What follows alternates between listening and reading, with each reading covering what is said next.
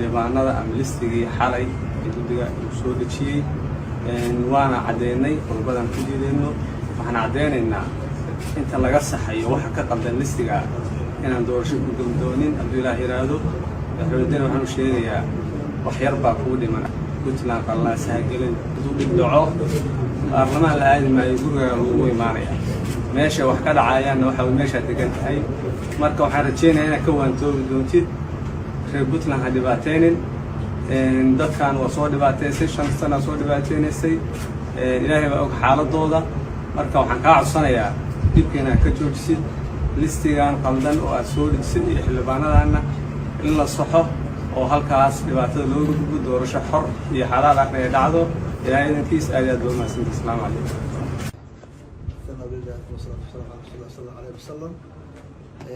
السلام عليكم ورحمة الله وبركاته. وصحافيتك وأنا الأخرية وأنا داعي وقدر داعي وضيع شريء له بيني. كنتي ما أنت مش راح أكلم عفوا الموي إن برلمانكي هيئة دستوري هيئة الشرعية دشينت بطلان سحولتان كيدي وكذا عاي قفوي يخلد آدوي كاسو إن مدحوينه يجدّي marka laga reebo gudoomiyihii oo soo hadda arinta ka hadlay khaladka dhacayna sheegay ay baal mareen raaciyadii lagu soo dooran jiray xildhibaanada in badan oo kamid ah aan sa oran karo majority dadka la soo xulay waa ay baal mareen sharciyadii iyo saxiixii dhabta ahaa cidii lahayd xaq u lahayd inay soo xusho iyo dadku inay soo xushaan dadkii si dhab u matali lahaa marka madaxweynuhu wuxuu ku talagalay inuusan qabanin doorasho xor oo xalaal ah madaxweynuhu wuxuu ku talagalay doorasho dhac ah madaxweynuhu wuxuu ku talagalay inuu iscaleema saaro waan ka digaynaa arrintaas khatarteeda ay leedahay ummaddan waxaa la wada rabaa in la isku wado waxaan rabaa midnimada puntland in la ilaaliyo aan la kala dhantaalin waxaa loo baahan yahay in aan dadka dhulkaa wada degan ee nabadda ku noolaa qalaalasa siyaasadeed aan la dhexgelin ayay u baahan yihiin marka musharaxiinta halkan ku midowday oo hadlay inta hadashay in kaloo badniba waxay ku baaqayaan waxay u sheegayaan shacbiga reer puntland in doorashadaasi aan saas lagu geli karin inaan doorashadaasi aysan saas ku dhici karin in doorashadaasi ay tahay iyo qaabka loo soo xulay xildhibaanadu ay tahay sharci darro baalmarsan qaabkii iyo nidaamkii puntland weliba kusoo dooran jirtay waa ka digaynaa waa in la ilaaliyaa nabadgelyada puntland waana ka digaynaa madaxweynuhu inuusan abuurin jawi colaadeed uusan ka abuurin puntland dibna uusan ka abuurin puntland dhexdeeda intaas ayaanu rabnaa inaan shacbiga u sheegno way qaylinayaan isimadii kuraasooda soo boobay magaalada garow way joogaan kulligood iyagoo qaylinaya dadka shacabka ahaa oo kuraasooda soo boobay waa joogaan dhammaantood marka madaxweynuhu haddii kusaa ilaahay u calfay wuu helayaa hadduusan laakiin ilaahay u calfin waxaa la rabaa in uu ilahay u calfi hadduu u calfinba shaksiga iyo qofka waxaa ka weyn puntland iyo nabadeeda iyo deganaanshaheeda dadku way tegayaan puntland way jiraysaa weligeed wayna joogaysaa marka madaxweynuhu ha imaansado wixii saxa ahaa oo nidaamka ahaa oo doorashada lagu geli jiray inuu imaansadaan fiican laakiin uusan qabdi jeexin uusan baal marinin uusan dhib aan yani aysan istaahilin puntland uusan ka samaynin wasxaafadeed baan qabanay shalay mid baan qabanay maantana mid baan qabanay macnaheedu ma aha warka aan wadno inuu caalwaa yahay ee waxaan rabnaa warka meeshiisa inaan gaadhsiino madaxweyne si cabdulaahi deni ilaa maalintii ugu horreysay oo aan aragnay inuu boob iyo dhac u socdo oo 1 sano iyo dheeraad ka hor ah waxaan dhihi jiray madaxweynuhu derbi baa ku soo celinaya derbiga ka joog baan dhihi jiray hadda waxaan leeyahay derbigii kugu dambeeyey weeye ma dhacayso liis adigu aad soo xushay oo keligaa ah oo ismadii dadka ugu waaweynaa aad saxiixoodii diidday oo sharciyaddii diidday in cid kugula tartanto ma dhacayso waxaa lagula tartamayaa wax sharci ah waxaan kuugu baaqayaa waa keligaa cidi kulama oga cidi raalli kulama aha keligaa weeye madaxweyne ku-xigeen ma wadatid cid kale ma wadatid isma ma wadatid waxaan leenahay madaxweynew ka joog dalka burbur ha gelin haddaa xoog nugu qabsanaysid oo 69kii sidii maxaa siyaad bare dalka u inqilaabay aan nugu qabsanaysid haddee kaamaba celin karno markaas na inqilaabo na xukuno rag baa 10 sano xirnaayo rag baa in xirnaayo intii oo kale samee haddii kalese oo ay runtu imaanayso runta u soo noqo jooji waxa aa wadid cabashada dadka cabanaya oo isimada ah hawshooda ha la galo wax adigu aad la timi madaxweyne u socon mayso annagu warka aan leenahay mar walba dhinaca nabadaan xignaa laakiin marna suuragal siciid oo ahaan mayso inaa adig keligaa iscaleemaysaa waa lagula tartamayaa sharciyad baa lagula tartamaya sharciyadda ilaali aad iyo aad baa umahadsantihiin wasalaamu calaykum musharaxiinta u tartamaysa xilka madaxtinimada puntland inaan caddeyno mowqifkeena ku aadan xildhibaanada ama listigii xalay ee guddiga uu soo dejiyey waana caddeynay qodobadaan ku diideyno waxaan caddeynaynaa inta laga saxayo waxa ka qaldan listiga inaan doorasho ku damdoonin hadduu ilaah yidhaahdo madaxweynedena waxaan u sheegayaa wax yar baa kuu dhiman puntland qallaasaha gelin hadduu dhib dhaco baarlamaan la aadi maayo gurigaaga lagu imaanaya meesha wax ka dhacayaanna waxa meeshaa degan tahay marka waxaan rajeynayaa inaad ka waantoobi doontid reer puntland ha dhibaataynin dadkan waa soo dhibaataysay 5 sana soo dhibaataynaysay ilaahay baa og xaaladooda marka waxaan kaa codsanayaa dhibka inaad ka joojisid listigan qaldan oo aad soo dejisid iyo xildhibaanadaanna in la saxo oo halkaas dhibaatada looga gudbo doorasho xor iyo xalaal ah inay dhacdo ilaahay idankiis aad iyo aad baa umahadsantahay asalaamu calaykum السلام عليكم ورحمة الله وبركاته. وصحافيتك وأنا الأخرية waxaan dhaadhacday oo ku dardaray odayaashana igu horreeyay runtii maanta meesha waxaa ka dhacay fulxumo weyn oo ah in baarlamaankii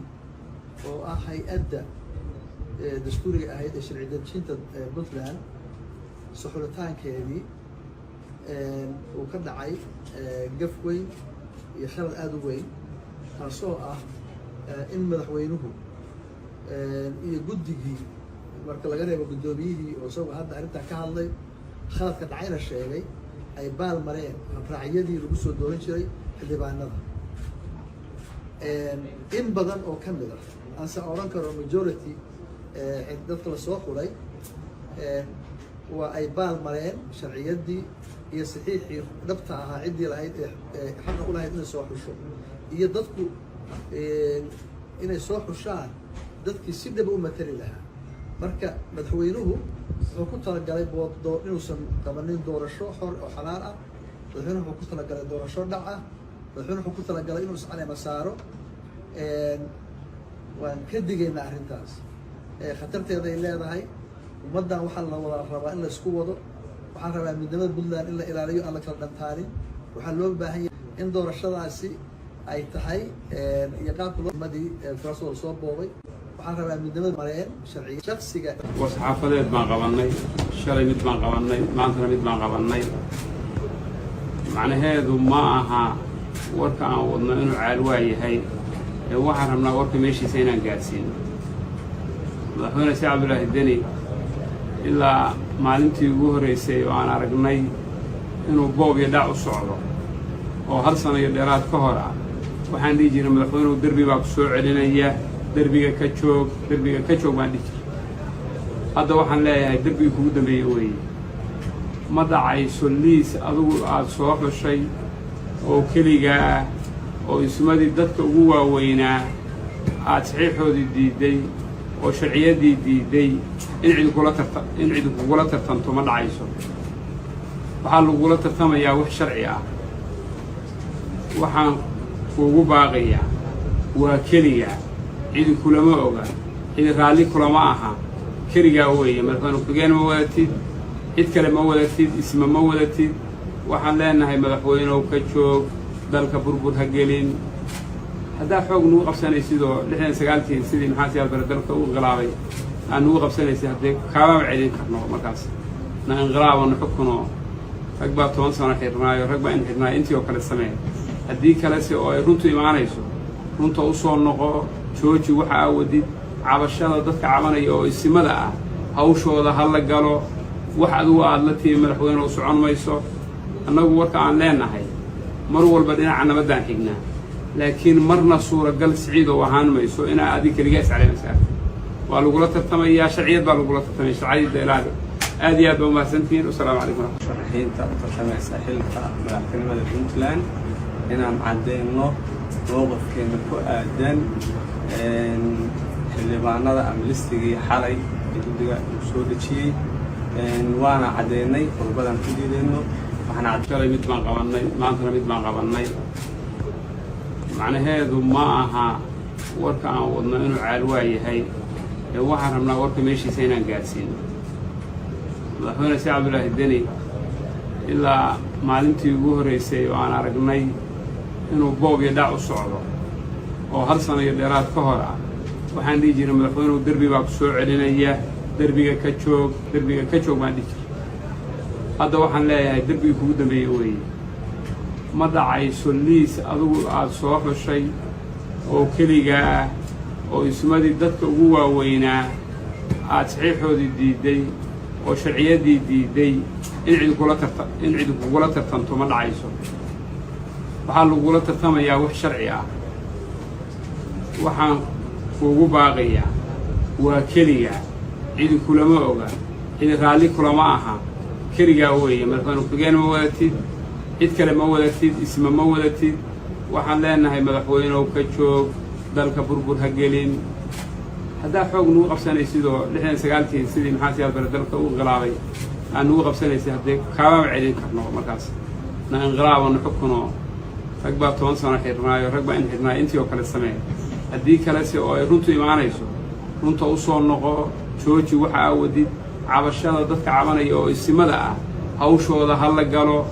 wax adigu aad la tiimi madaxweyne u socon mayso annagu warka aan leenahay mar walba dhinaca nabaddaan xignaa laakiin marna suuragal siciid oo ahaan mayso inaa adig keligaa iscaleynaysaa waa lagula tartamayaa sharciyad baa lagula tartamaya sharciyadda ilaali aad iyo aad baa umahadsantihiin wasalaamu calaykum musharaxiinta u tartamaysa xilka madaxtinimada puntland inaan caddeyno mowqifkeena ku aadan xildhibaanada ama listigii xalay ee guddiga uu soo dejiyey waana caddeynay qodobadaan ku diideyno waxaan caddeynaynaa inta laga saxayo waxa ka qaldan listiga inaan doorasho ku gudoonin hadduu ilaah yidhaahdo madaxweyne deni waxaan u sheegayaa wax yar baa kuu dhiman puntland qallaasa ha gelin hadduu dhib dhaco baarlamaan la aadi maayo gurigaaga lagugu imaanaya meesha wax ka dhacayaanna waxaa meeshaad degan tahay marka waxaan rajeynayaa inaad ka waantoobi doontid reer puntland ha dhibaataynin dadkan waa soo dhibaataysay 5 sana soo dhibaataynaysay ilaahay baa og xaaladooda marka waxaan kaa codsanayaa dhibkeena ka joojisid listigan qaldan oo aad soo dejisid iyo xildhibaanadaana in la saxo oo halkaas dhibaatada looga gudbo doorasho xor iyo xalaal ah ay dhacdo ilaahay idinkiis aad iyo aad baa umahadsantihiin asalaamu calaykum السلام عليكم ورحمة الله وبركاته. وصحافيتك وأنا الأخير waxaan dhaadhacday oo ku dardaray odayaashana iga horreeyey